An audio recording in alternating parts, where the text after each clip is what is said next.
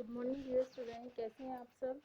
Today our topic for class 9th and class 9th में अभी जो हमारा लेसन चल रहा है वो है लेसन नंबर 4 और लेसन नंबर 4 में है structure of atom. Structure of atom में हम अभी आपको थॉमसन मॉडल, रदरफोर्ड मॉडल और drawback of Rutherford model, neutrons, ये सभी बता चुके हैं। बोहर मॉडल भी बता चुके हैं। इसके बाद जो हमारा इसमें नेक्स्ट टॉपिक आता है वो है वैलेंसी की वैलेंसी क्या होती है। जैसे कि हम पहले भी पढ़ चुके हैं कि electron is an atom arrange in different shell और ऑर्बिट। मतलब एक इलेक्ट्रॉन जो है वो एक ऐसा एलिमेंट है जो कि डिफरेंट ऑर्बिट में अरेंज रहता है। The electron present in the outermost shell of an atom are known as the valence of the electron. जितने भी इलेक्ट्रॉन किसी भी एटम की आउटर मोस्ट सेल में प्रेजेंट होते हैं उसको हम बोलते हैं वैलेंसी ऑफ इलेक्ट्रॉन। मतलब कि जैसे कि आपको ये डायग्राम दिख रहा है, आप इसमें देख सकते हैं कि हीलियम है, हीलियम के आउटर मोस्ट सेल में 1 इलेक्ट्रॉन है। इसका मतलब क्या है कि हीलियम की जो वैलेंसी है वो हाइड्रोजन की जो वैलेंसी है वो 1 है। इसी तरह से हीलियम में जो है वो 2 है, तो हीलियम की वैलेंसी कितनी हो गई 2। लिथियम में 1 है तो लिथियम की वैलेंसी हो गई 1। बेरियम में बेरिलियम में भी 2 है तो बेरिलियम की वैलेंसी हो गई 2। बोरॉन में 2 है, बोरोन में जो आउटर मोस्ट है उसमें 1 2 3, इसमें 3 है तो इसकी वैलेंसी हो गई 3। कार्बन में कितने हैं 4, तो कार्बन की वैलेंसी हो गई 4। इसी तरह से नाइट्रोजन में कितने हैं 1 2 3 4 5। हम आउटर मोस्ट सेल की बात करें, आउटर मोस्ट सेल जो होती है वो ये होती है कि इस तरह से जो ये बाहर वाली सेल है इसमें कितने इलेक्ट्रॉन्स हैं, कितने तो आउटर मोस्ट सेल में जितने इलेक्ट्रॉन होंगे वो उसकी वैलेंसी होगी। ऑक्सीजन में आप काउंट कर सकते हैं 1 2 3 4 5 6। आउटर मोस्ट में इसके 6 इलेक्ट्रॉन है तो इसका मतलब ऑक्सीजन की जो वैलेंसी हो गई वो हो गई 6। इस तरह से किसी भी एटम के आउटर मोस्ट सेल में जितने इलेक्ट्रॉन प्रेजेंट होंगे वो उसकी वैलेंसी कहलाएगी। मैक्सिमम नंबर जो accommodated from the Bohr model, we also know that the outermost cell of an atom can accommodate a maximum of 8 electron. Bohr model के according अगर हम देखें तो किसी भी एटम की जो बाहरी कोश है उसमें 8 इलेक्ट्रॉन होनी चाहिए। It was observe that the atom of an element completely fill with 8 electron in the outermost shell. मतलब कोई भी एटम जो है वो तभी फिल होता है जब उसकी आउटर मोस्ट सेल में 8 इलेक्ट्रॉन्स होते हैं।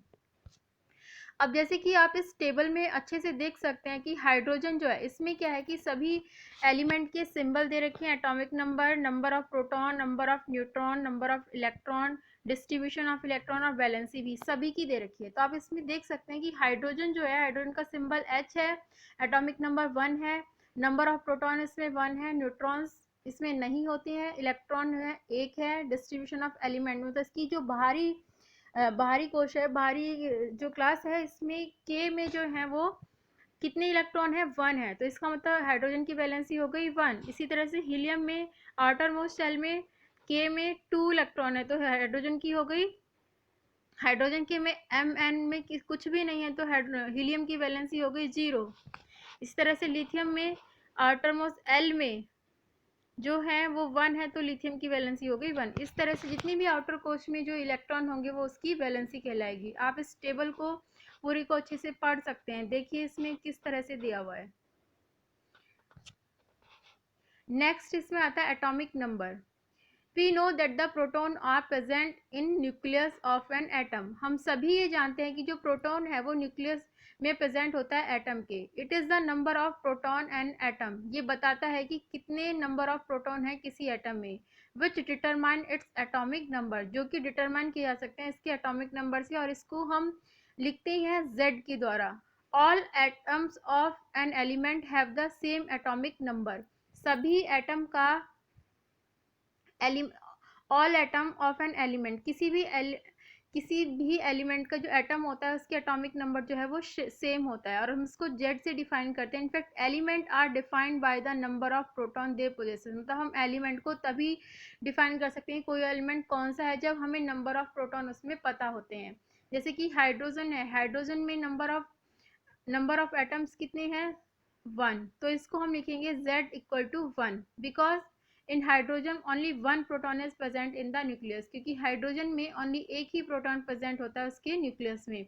ये प्रोटॉन्स के नंबर जो है वो आप टेबल में देख सकते हैं कि कौन से एटम में कितने प्रोटॉन प्रेजेंट है।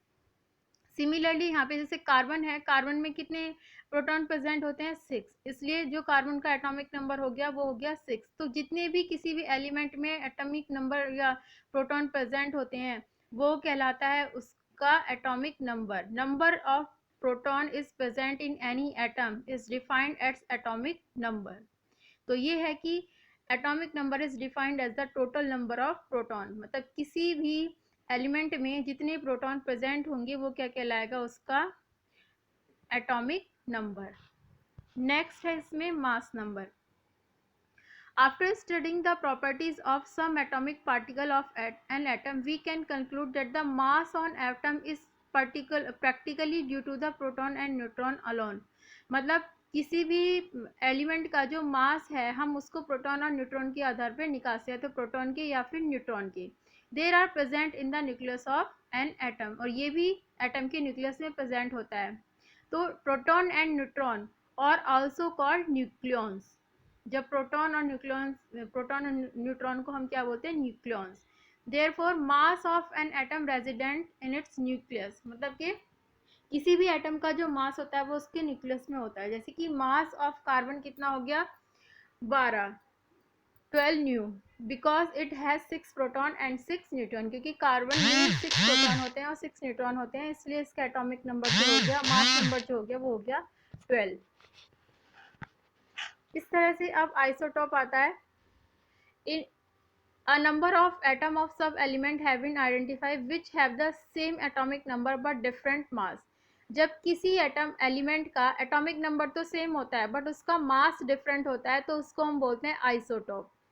For example take the case of hydrogen atom, it has 3 atomic number, specially name of protium, deuterium and ट्रिटेरियम।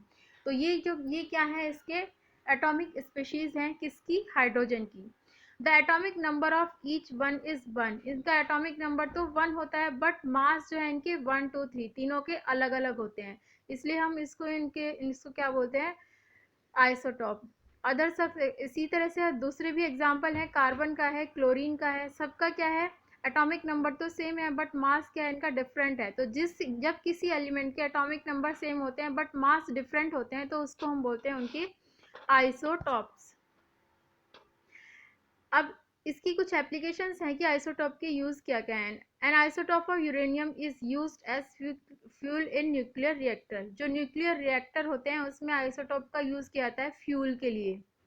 N isotope of cobalt is used in treatment of cancer. इसी तरह से cancer के treatment में isotope of cobalt का use किया जाता है, cobalt के आइसोटॉप का। An isotope iodine is used in the treatment of goitre, और आयोडीन का जो आइसोटोप है उसका यूज हम गॉइटर में करते हैं। नेक्स्ट है इसमें isobar. Let us consider 2 element, calcium atomic number 20 and organ atomic number 18। अगर हम कैल्शियम को और ऑर्गन को ले तो कैल्शियम का एटॉमिक नंबर तो 20 है और ऑर्गन का है 18। The number of proton in this atom is different. इन दोनों में नंबर ऑफ प्रोटॉन जो है वो डिफरेंट है but mass number of the both element is 40। लेकिन दोनों के मास कैसे हैं, सेम है।